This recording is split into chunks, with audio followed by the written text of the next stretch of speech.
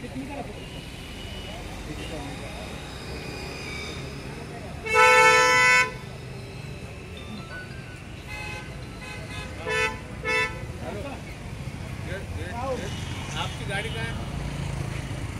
परिषदेचे प्रदेश अध्यक्ष अनिल वाघमारे, राज्य कार्याध्यक्ष सनीश शिंदे, राज्य कार्यकारिणी सदस्य तानाजी जाधव आणि इथे उपस्थित असलेल्या सर्वच मान्यवरांच्या हस्ते दीप प्रज्वलन झालेलं आहे होत आहे।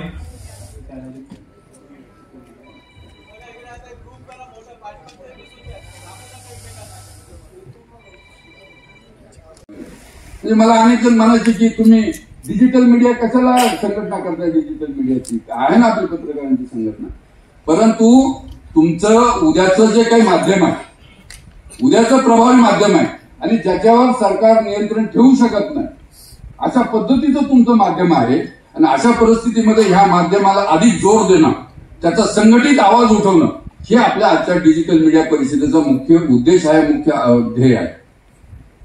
महाराष्ट्रामध्ये कोकरकर साहेब माझ्या माहितीप्रमाणे 2000 युट्यूब चॅनल्स आहेत, त्याच्यात कमी जास्त संख्या असू शकेल आणि 2000 युट्यूब चॅनलमध्ये 2-2 जरी पत्रकार काम करतात असं जर आपण गृहीत धरलं तर 4 ते 5 हजार पत्रकार डिजिटलमध्ये काम करतात महाराष्ट्रामध्ये।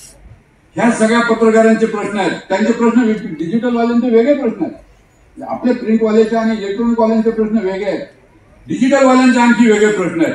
त्या प्रश्नांची चर्चा व्हायला नकोय का? हे डिजिटल युट्यूब चॅनल, आता अनेक जण असं म्हणतात की ते काय युट्यूबर आहेत, हे काय पत्रकार आहे।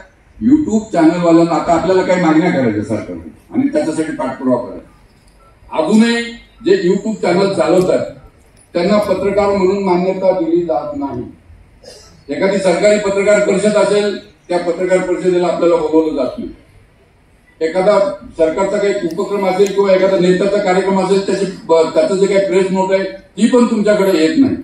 आपण कोणाकडे मुलाखत घ्यायला गेलो ते सांगतात आम्हाला वेळ नाही, आम्ही तुम्हाला मुलाखत देत नाही।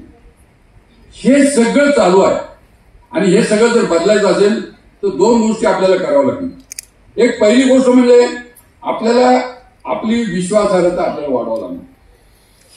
आता अजूनही असं इम्प्रेशन आहे की काय ते डिजिटल वाले काही दाखवतात, काही छापतात, काही बोलतात, तर हे जे काही लोकांचं ग्रह झालेला आहे तो दूर करण्यासाठी आपल्याला आपली विश्वासार्हता वाढवावी लागणार आहे। तर मला असं वाटतं की तुम्हाला कोणी टाळू शकणार नाही। डिजिटलच्या प्लॅटफॉर्मवर आलेली बातमी ही केवळ सत्य आणि सत्यच आहे। हे जोपर्यंत लोकांना आणि व्यवस्थेला पटणार नाही तोपर्यंत तुम्हाला जे वलय मिळायला पाहिजे ते मिळताना दिसत नाही। आज पुण्यप्रसून वाजपेयी असतील किंवा रवीश कुमार असतील तर त्यांच्या चॅनलची जी काही सबस्क्रायबर आणि जे काही व्ह्युअर्स आहेत त्यांची संख्या कोटीमध्ये आहे। तर ही का वाढली आहे त्यांची संख्या? तर त्यांनी ते काय मिळवलेलं आहे, त्यांनी विश्वासार्हता संपादन केलेली लोकांचे प्रश्न घेऊन ते मांडतायत। व्यवस्थेच्या विरोधात बोलायची हिंमत ते करतात। व्यवस्थेच्या विरोधात बोलणं एवढं सोपं नाही। व्यवस्थेच्या विरोधात तुम्ही ज्यावेळेस बोलता तुम्ही तुमच्यावर वेगवेगळ्या पद्धतीनं आक्रमण केलं जातं। कोकरकर साहेबांवर मध्ये गुन्हा दाखल केलेला आहे सरकारने।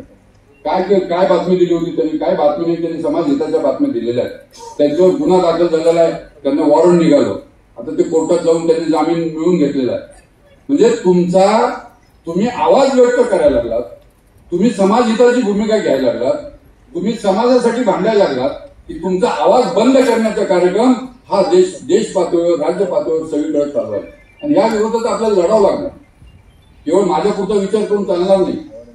आणि हे सगळं करत असताना आपल्याला जी काही पत्रकारितेची मूल्य आहेत, प्रिंट मीडियाची जी काही अजूनही जी विश्वासार्हता आहे, छापून आलेली ती गोष्ट खरीच आहे सत्य एक कॉर्पस फंड बघा फळे साहेब, महाराष्ट्रामध्ये एक कॉर्पस फंड आम्ही 1 कोटी रुपयाचा, कमीत कमी 1 कोटी रुपयाचा कॉर्पस फंड आम्ही उभा करतो आहोत आणि त्या कॉर्पस फंडातून त्याच्या येणाऱ्या व्याजातून फार व्याज येणार नाही, 7-8 लाख रुपये येणार ही व्याज येईल, परंतु हे 7 लाख रुपये 8 लाख रुपये जे काही व्याज येणार आहे ते महाराष्ट्रातल्या गरजू पत्रकारांना आम्ही देऊ शकलो। 50 पत्रकारांना जरी दर वर्षाला आपल्याला मदत करता आली तर मला असं वाटतं की यासारखं दुसरं काम होणार नाही।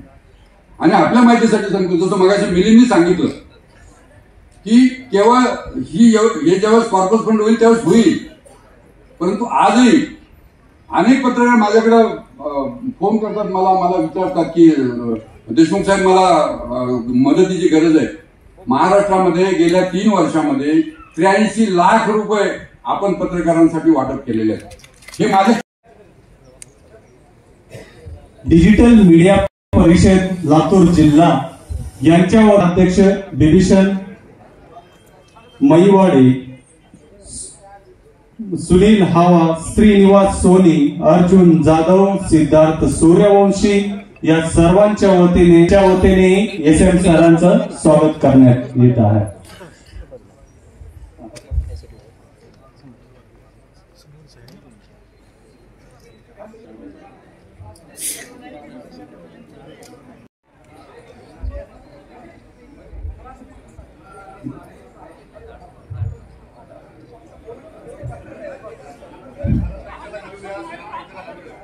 अखिल भारतीय मराठी पत्रकार परिषद डिजिटल मीडिया परिषदेचे पहिले राज्यस्तरीय अधिवेशन आज छत्रपती संभाजीनगर येथे होत आहे. डिजिटल माध्यमातील पत्रकारांना एक व्यासपीठ उपलब्ध करून देणे, त्यांना मार्गदर्शन, प्रशिक्षण व संघटनात्मक बळ देणे आणि एकत्रितपणे समाज हिताची दिशा ठरवणे.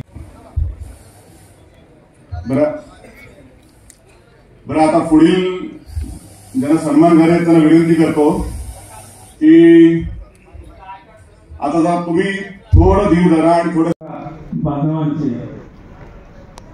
शब्द सुद्धा मी स्वागत. मी आपल्या आजच्या या शिबिराला प्रमुख पाहुणे म्हणून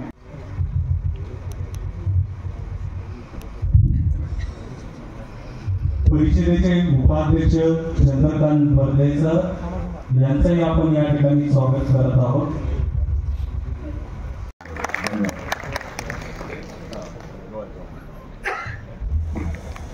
अखिल भारतीय मराठी पत्रकार परिषदेच्या वतीने आयोजित डिजिटल मीडिया परिषदेच्या पहिल्या